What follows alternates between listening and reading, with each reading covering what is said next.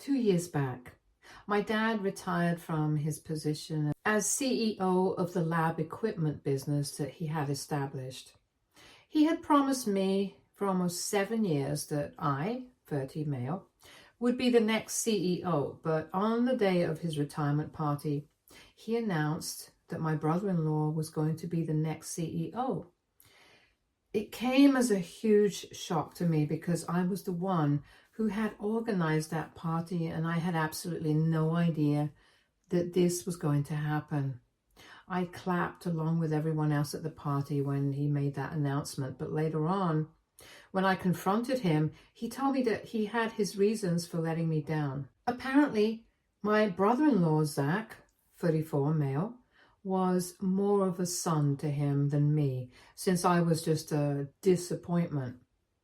Let me just tell you guys that Zach had only been involved in the business for about a year at the time, whereas I had given 7 years of my life to the company. We had known Zach for a long time, since him and my sister, 33 female, had been together for almost 5 years and had been married for 2 back when my dad retired. I had worked with him and he was a good guy from whatever I had gathered, but I still couldn't come to terms with the fact that my dad thought this guy was more of a son to him than his biological son. When I asked him to elaborate how exactly I had disappointed him, he said the most asinine thing that I could imagine. And it was then that I lost all respect that I had for my father. He told me that it was a very difficult decision for him to make, but eventually he would have to do what was good for the company. And somebody as mentally weak as I would never be able to be a good leader, which is why he had passed me over to choose Zach to take his place, since my dad believed that Zach had more qualities like my father than I did. By calling me mentally weak, he was referring to the fact that I had been diagnosed with a general anxiety disorder, and I had made the mistake of telling my family about it a couple of months before my dad retired. While I was having dinner with my parents one night, I accidentally dropped a small container of anti-anxiety pills that had been prescribed, and then I had to explain it all to my parents. My mother was quite fine with it, but my father is not exactly a huge believer of the importance of mental health. He thinks that being tough is the solution for everything, and after I told him that I had anxiety, he started having less faith in me. I feel like I should mention that my anxiety had never affected my quality of work, and I had never allowed it to get to a stage where it would make me less capable of being able to lead a company. And I'm pretty sure that a lot of people in upper management positions probably do deal with anxiety.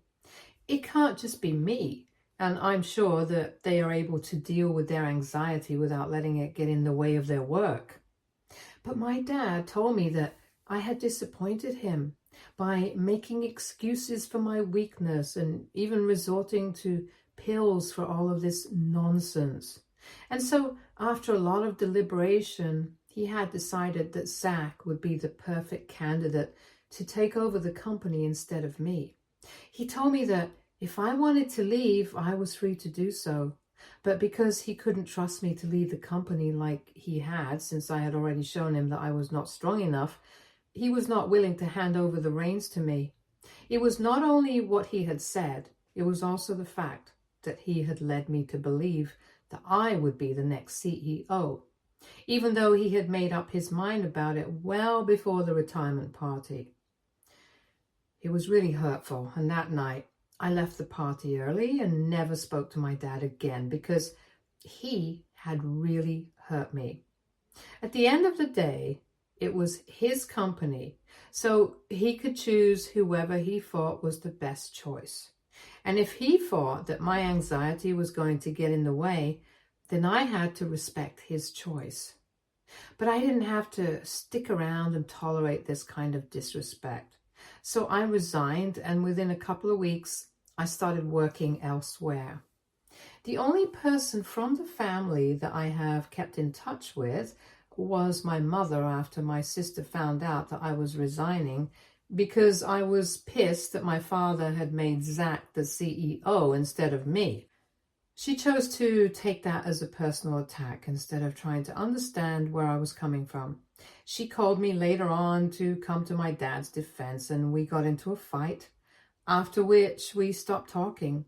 For the past 2 years, I have not spoken to my father or my sister, and obviously, I have had no contact with Zach. Occasionally, I do speak to my mother and check up on how she's doing. We try to meet at least once a month, and every time we meet, she tries to tell me to make things right with my father, but I'm just not interested. And about a week ago, my mother called me and she was quite frantic. She told me that apparently Zach had been caught up in some fraudulent activities, tax fraud essentially, and had been arrested, and now even my dad was under investigation because of his previous association with the company. I thought that was very upsetting, but I didn't know what exactly she expected me to do about it. So she told me that she wanted me to speak to my father, sort things out with him, and testify for him in court. If it came down to it, since I had worked with the company earlier. But I was very clear with my mother, and I told her that I was not going to get involved at all in any capacity. I was pretty sure that if my dad was getting investigated, all the other higher-ups involved with the company were going to get investigated at some point. If Zach had committed fraud, then it was quite a serious charge, and I don't want to get into the details of it. But all I know is that the further I stay from this mess, the better off I am. So I told my mother very clearly that I was not going to stick out my neck for my father, and they were going to have to deal with this on their own because I don't want any trouble. Besides, if my dad even really wanted my help, he should have spoken to me himself.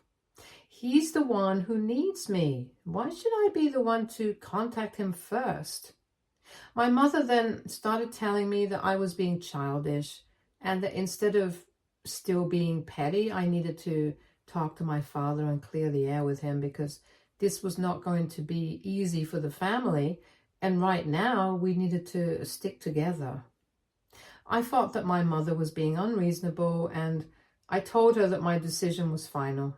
I was not going to be reaching out to my father at any cost. So she then got mad at me and said that I was selfish and heartless because even when the family was going through so much, all I cared about was what had happened 2 years ago. And I think that was a really insensitive thing to say to me, because if she had been in my position, she would have felt exactly how betrayed I had. And she also wouldn't have been able to move on from that so quickly. She would not have been able to forgive my father if she had been in my position, getting passed over for a position that you had worked so hard for almost 7 years for something that was completely out of your control. It's ridiculous to expect me to forgive him, especially when my father has never even pretended to be apologetic for what he had done to me. I don't think anybody can forgive a person who is not even sorry in the first place. So my mother and I just kept arguing for a while. Eventually, I just told her that this is probably karma for screwing me over, and whatever is happening with Zach and my father right now, they completely deserve it. Then my mother went silent, and after a while she hung up. I felt bad for saying it, so I was going to call her back a couple of hours later, but then I realized that she had blocked me. And now I feel super guilty about what I said. So AITA for saying that my dad was probably facing his karma because he had passed me over to be the CEO. Update 1. Hey everybody. It has been 1 week since my mother blocked me and I haven't been able to get to her so far. I'm trying not to feel bad about it, but honestly, there's not much that I can do. She was the only person who was still in touch with me for the past 2 years, and without her, I feel really lost and alone. Obviously, I do have my friends to fall back on, and they are all here for me. But she was the only person from my family who was looking out for me, and now I don't even have her. It's quite difficult coming to terms with this, and I really want to reach out to her, but I'm still going to maintain that I have not done anything wrong. I don't think that I said anything out of line because I really do think that this might be karma for kicking me out of the company over something that I had absolutely no control over. Yes, I do have an anxiety disorder, but like I said, it's not crippling. It does not affect my leadership qualities. It does not affect my ability to work as well as everyone else. And it certainly did not make me a disappointment like my father said. Whether people like it or not, words carry meaning. And what he had said to me on the night of his retirement party has stuck with me for the past 2 years. His primitive attitude towards mental health and its importance seriously messed up my self-esteem for a good couple of months, and I kept doubting myself, rethinking every decision that I had made so far, and I felt like an imposter even in my new workplace. It took me a lot of time to get over that, and even now I'm currently in therapy because there are a lot of unresolved issues that I'm dealing with. However, it has never once affected my ability to work, and I'm one of the best employees at my workplace. Something my bosses keep reminding me of since they plan on promoting me pretty soon. So I really do think that my dad messed up big time. And if my mother can't see that, it's not my fault. It just sucks that she's choosing to take my dad's side on this instead of telling him to suck it up and apologize to me.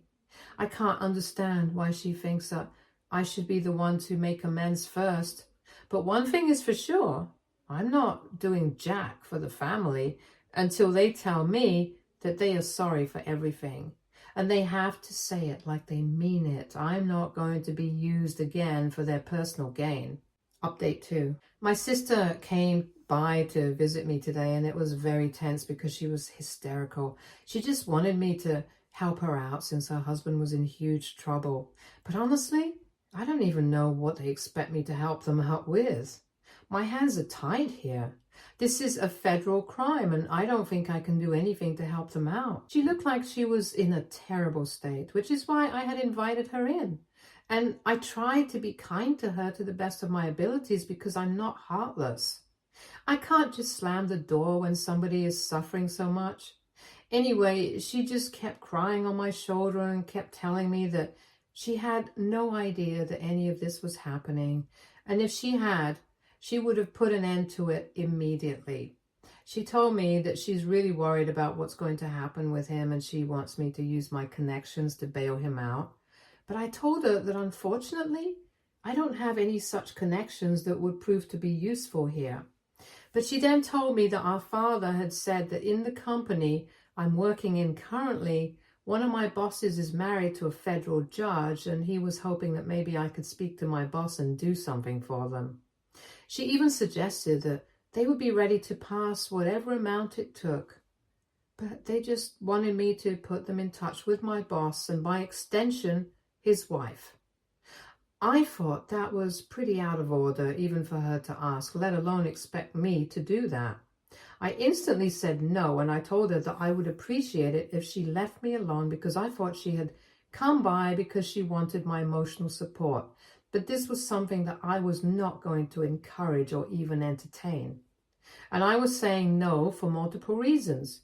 The main one being I did not want to bring this up with my bosses and have them associate me with a family of frauds. More importantly, I had my personal code of morals and ethics as well. And I did not wish anything bad for my sister, but if Zach had actually committed tax fraud, then I didn't want to be caught up in a scenario where I was trying to help him out and influence the situation in his favor. At this point, it was not even anything personal against him. It was just that I did not want to get involved, and the most that I could do for them was be there emotionally. But apart from that, it was crazy to expect me to go to such lengths. When I said no and asked her to leave, my sister started sulking and said that she couldn't believe that I was still holding a grudge against her husband for something that was not even his fault. I tried to explain to her that this was not about that, And as a matter of fact, I had never really blamed him for what had happened with my father. It was my father's decision to give him the position instead of me and allow him to take over the company. And if I was in his place, I probably would have accepted that position as well without thinking about who actually deserved it. So yeah, maybe I resented him a little bit, but I didn't hold it against him, and I definitely did not hold a grudge against him. He was just simply not important enough for that. And I tried to say that to my sister, but she just refused to even hear me out and said that our mother had been right. It was pointless to try and talk to me because I was still extremely petty and selfish. So we ended up fighting once again, and I told her to leave my house because she couldn't just waltz in and insult me after everything that had happened, especially after I had tried to comfort her. Though she had never extended that same courtesy to me when I was going through a tough time. And in fact, she had actually fought with me back then because she took it as a personal attack. 2 years later, she was still doing the same thing, so if anybody was being petty and selfish, it was my family. And that comment that she had made about our mother being right about me made me feel really bad because throughout the past 2 years, she had been the only one who was there for me, and now it felt like she had never actually been there for me at all. And it was all for show. I was already very hurt, and my sister refused to leave. She just kept standing there and said one hurtful thing after another. So it eventually came to a point where both of us started screaming so loudly at each other that I couldn't even make out what she was saying. We ended up cursing at each other, but then she finally left, and I feel terrible about everything that's going on. But at the same time, I feel like they deserve every bad thing that's happening to them. I honestly feel like even keeping in touch with my mother for the past 2 years had been a huge mistake, and I should have just cut my entire family off when I had the chance. Even now, I regret trying to be there for my sister because she was acting hysterical.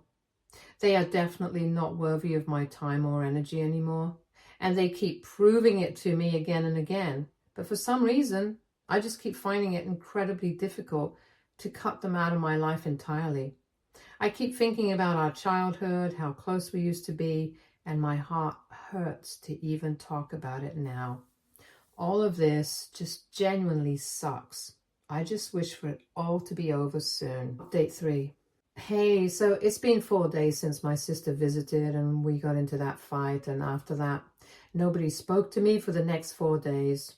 I almost started thinking that they were going to leave me alone now, but today my parents finally showed up, and this time I had made up my mind that I was not going to let them in. I had already made the mistake of letting my sister in last time, and then we all know how that ended, so I was not going to repeat my mistake. They were standing outside the door, and I told him to leave because I really didn't think that I had anything to discuss with them. And they couldn't possibly have anything new to say to me that they hadn't already said, so we could just not waste each other's time and let this be. But my dad said that he was not here to ask me for any sort of help, but he was actually here to apologize to me because after a really long time, he had realized that he had done the wrong thing. He told me that he had screwed up in the worst possible way, and he knew that nothing that he said at this point was ever going to make it better, but the least he could do was at least try to talk to me and let me know that he was really sorry for all of this. And I have got to tell you guys, that really took me by shock because I really was expecting him to show up and start yelling at me or something. We haven't spoken to each other after the night of his retirement party, and I still remember that he had called me a disappointment, and I don't think I'll ever forget. That was all that I was thinking about while he was apologizing, and when he was done talking, I told him that I was really thankful that he had come all the way here to apologize to me, but it isn't that easy for me to forgive him. He can't just apologize and expect everything to be fine just like that, especially when we haven't even interacted with each other in the past 2 years, and he has never made an effort to talk to me either. So I told him that I needed my time, and even then, I wasn't sure if I would ever be able to bring myself to forgive him. It wasn't even the fact that he had screwed me over 2 years back that was bothering me even now, but the fact that it took him 2 years and so much trouble to realize that he had not done the right thing and to finally come and talk to me. And that's what made me feel really sad. Even after that, I was just waiting for him to get mad at me and start yelling. But he just said that he was ready to wait for me to come around, and even if I decided never to speak to him again and did not forgive him, he would be fine with that as well. He said that 2 years back he had made a very stupid decision, and it was not that he hadn't taken my mental health seriously, it was that he had taken it a little too far. He explained to me that his father and all the men in his family had always been really rough and tumble, and he had been raised the same way.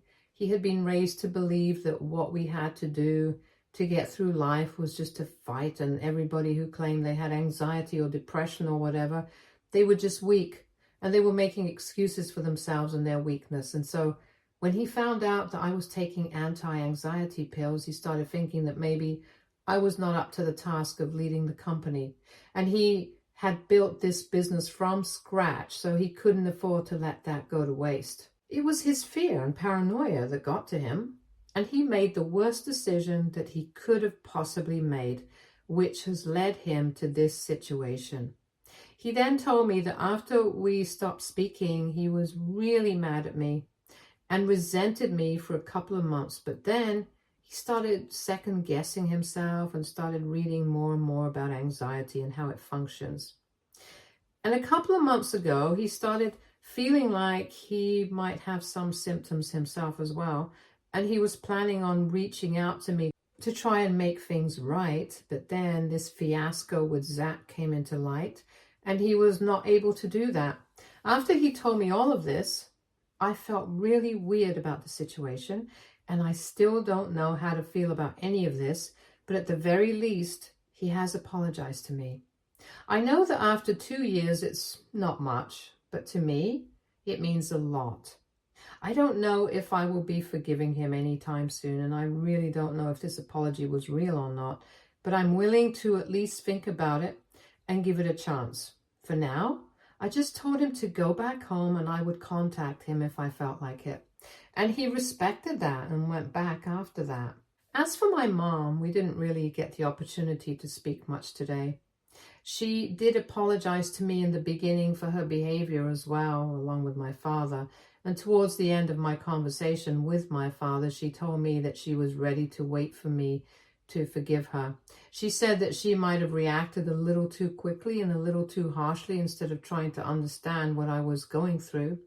She also said that she had spoken to my sister, and she also wanted to apologize to me on her behalf because she also thinks that she has treated me really badly in the past, but I don't think I'll be counting that as a real apology. My sister is an adult. She's a grown-up, and she can speak for herself if she wants to. If she wants to apologize, she's going to have to come to do it herself. And I can understand that she's just trying to deal with everything to do with Zach right now. But that's still not an excuse to behave with me the way that she did the last time that she visited. Anyway, the point is that most of my family members have apologized to me, and now it's up to me whether I want to accept the apology or not. I'm not going to lie. It's going to be a very difficult decision to make. I've spent 2 whole years of my life without any contact with any of these people, from my mother, of course. And even with her, things are pretty dicey right now. On one hand, I really want to forgive all of them and move on with my life because I don't think resentment is going to take me ahead. If I don't forgive them, these things are just going to keep running in my mind endlessly, like it has been for the past couple of years. And I really don't want that. On the other hand, I don't know if forgiving them and letting all of this stay in the past is the right thing to do. I'm just really confused about what to do right now, if I'm being honest. I miss my family terribly, and all of this is messing with my head. I know a lot of you might be thinking that they are only doing this because they are in trouble right now, but I've already made it very clear that I cannot help them. And even if I could, I wouldn't. It's a matter of principles for me, and I'm not going to change that for anyone, no matter what. So if that's what they're hoping is going to happen, they have already set themselves up for failure. And in case that's not on their minds and they are genuinely trying to apologize to me and repair our broken relationship, then that just complicates things even more. I guess I'm just going to have to sleep on it for a couple of days, and then I'll think about what I want to do. I'll keep you guys updated. Update 4. Hey everyone, I was able to log in here almost 4 months since I got really busy in the middle.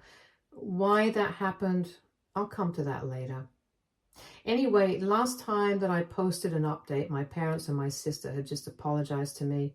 My parents had apologized to me in person, but my sister, I guess she was too caught up with the situation with Zach, and that's why she had told our mother to apologize to me on her behalf. She visited me a couple of weeks after that and apologized to me in person as well. And I told her the same thing that I had told my parents, that I would think about it and let her know what I wanted to do about this. And I did think about it. I took my own sweet time, and last month I told them that I would like to rebuild my relationship with them. But it had to be at my own pace. I told him that I would be willing to have dinner with them once a month from now onwards and see where it goes, because I'm still not sure if rebuilding a relationship with them is a good idea or not. But they were thrilled and said that they were okay with it as long as I was happy. So that's where it's at right now. And we had dinner together a couple of weeks ago this month. It was sufficiently awkward, but I could see that they were really trying to make up for the past by being extra nice to me. Zach was not present at this dinner since my sister filed for divorce from him 2 months ago, and he had already been fired from the company. My dad offered to make me the CEO, but I declined. I think I need some more time. So my dad is handling things at the company right now, and he's still waiting for an answer from me. I'm going to think about it for a couple more months, and then, I don't know, I might accept. For now, I'm just trying to make time for the things that I love, and that includes my girlfriend. She is a really old friend of mine who I started dating a couple of months ago, and that's what has kept me so busy for so long, because now there is more to my life than just work and family drama. In fact, she is the one who convinced me to forgive my family and give them a second chance. I'm really happy that we are together, because so far I've never asked her out, even though I have liked her for a really long time, because I didn't want to get rejected and then end up ruining our friendship. But I'm glad that she took the first step. Now we are together and I'm as happy as can be. So things are going pretty well for me right now. Stay tuned for more stories from Argo Relationships.